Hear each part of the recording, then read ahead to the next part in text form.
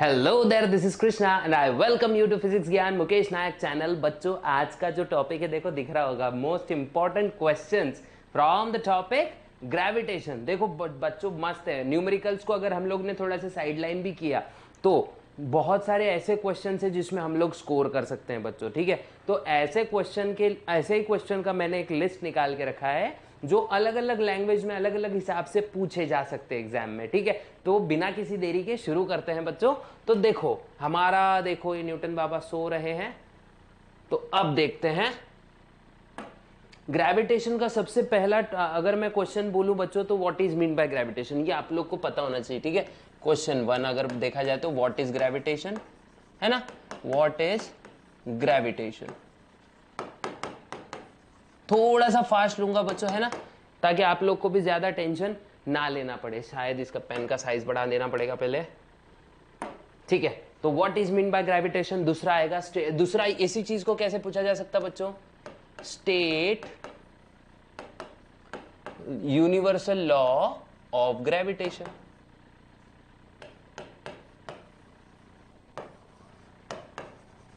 State universal law of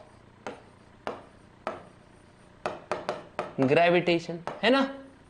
straight universal law of gravitation, ये एक अगला टाइप का क्वेश्चन आ सकता है। Then what is mean by gravitation, ऐसा भी पूछा जा सकता है ना। ये जैसे तो मैंने आपको पहले ही बताया व्हाट इज ग्रेविटेशन। ठीक है, उसके बाद में मैं बोलूंगा कौन से ऐसे फैक्टर्स है जिसके ऊपर ग्रेविटेशनल फोर्स डिपेंडेंट होता है। Question number 3, on which factors. बच्चों आप लोग ने इन क्वेश्चंस के जवाब भी दे दिए ना या फिर ढूंढ लिए ना, आप लोग का पूरा चैप्टर का प्रिपरेशन हो जाएगा। मैं ये गारंटी के साथ बोल सकता हूं। Gravitational force is dependent,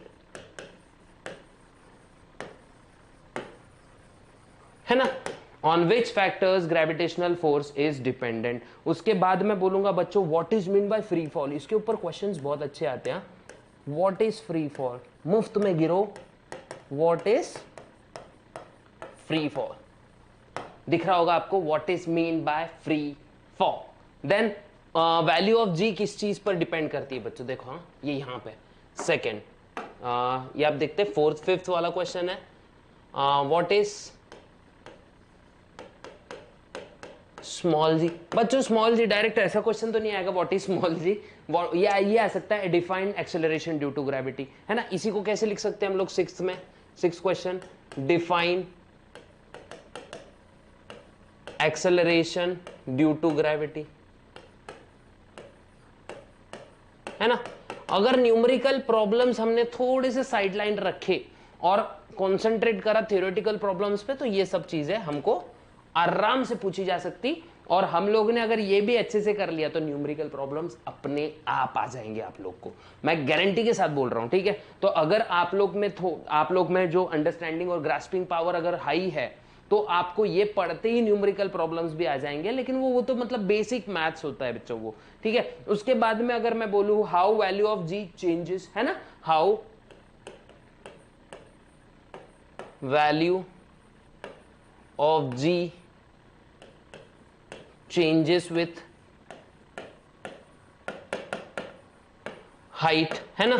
height के हिसाब से वैल्यू ऑफ जी कैसी चेंज होती है। उसके बाद में मैं बोलूंगा बच्चों सेम क्वेश्चन लेकिन यहां पे लगा दो डेप्थ। देखो 3 क्वेश्चन वेरिएशन ऑफ जी पे ही बन गए। ठीक है, 8 9 सेम क्वेश्चन लगा दो सरफेस, है ना। सरफेस पे भी वैल्यू ऑफ जी कैसे डिपेंडेंट होती है बच्चों, है ना। ये सब चीजें आ सकती हैं बच्चों। और तो अपने क्या करना है बहुत ही अच्छे से, अगर आप लोग को इसके स्क्रीनशॉट निकालने हैं तो आप लोग बिंदास निकाल सकते हो। देख लो मैं साइड में हट जाता हूं, आप लोग इसका स्क्रीनशॉट अच्छे से निकाल सकते हैं ताकि आप लोग को क्या हो, प्रैक्टिस क्वेश्चंस तो भी करते आए। ठीक है, उसके बाद मैं बोलूंगा बच्चों फिफ्थ हो गया, ये सिक्स्थ, 7th 8th 9 क्वेश्चन हमने डिस्कस कर लिए बच्चों। तो ये भी आ सकता है, देखो एक राइट अ शॉर्ट नोट, है ना, write a short note on variation of small g with height, है ना। सेम क्वेश्चन इस फॉर्मेट में भी पूछा जा सकता। देखो बच्चों, अगर हम लोग को क्वेश्चन का फॉर्मेट ठीक से याद रहा ना, तो हम एनी टाइम पेपर्स को अच्छे से सोल्व कर सकते हैं। ये आप लोगों ने ध्यान में रखना है, ठीक है। उसके बाद में 11th में बोलूंगा व्हाट इज क्रिटिकल वेलोसिटी, है ना। क्रिटिकल वेलोसिटी, है ना, ये एक क्वेश्चन आ सकता है आप लोग को, डिफाइन क्रिटिकल वेलोसिटी। फिर बाद में राइट, कभी कभी अच्छी किस्मत रही तो ये वाला भी फॉर्मूला, ये वाला भी क्वेश्चन आ जाएगा, राइट फॉर्मूला। या फिर डायरेक्टली ऐसा बोलेंगे व्हाट इज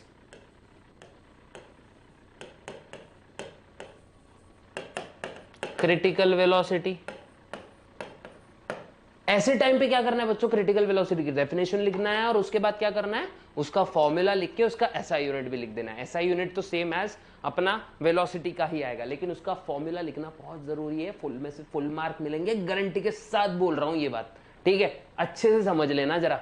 उसके बाद में 13th अगर मैं बोलूं, क्या बच्चों 13th अगर मैं बोलूं तो और है मेरे पास में, और अच्छे अच्छे क्वेश्चन है कि भाई ग्रेविटेशनल पोटेंशियल क्या होता है। वैसे तो मास और वेट का टॉपिक एक्सक्लूडेड है, लेकिन मैं बोलूंगा, मेरी अगर अच्छे से आप लोग सलाह मान रहे हो ना, तो थोड़ा सा एक्सक्लूडेड पोर्शन भले लर्न नहीं कर रहे हो, लेकिन एक नजर मार के जरूर जाओ बच्चों, क्योंकि मास और वेट का फंडा ना जबरदस्त है ना। मास और वेट के बीच का डिफरेंस थोड़ा सा ऐसा ध्यान में लगा लो। और ऐसे ही अगर आप लोग को क्वेश्चंस चाहिए, देख लो आप लोग इसके भी स्क्रीनशॉट जैसे ले सकते हैं। और ऐसे ही अगर आपको क्वेश्चन चाहिए ना, क्या करना है पता है क्या, जाकर लाइक शेयर सब्सक्राइब कर देना है इस वीडियो को, ताकि सभी का भला हो सके। मिलते हैं नेक्स्ट वीडियो में, तब तक के लिए गुड बाय, गुड लक, जय हिंद।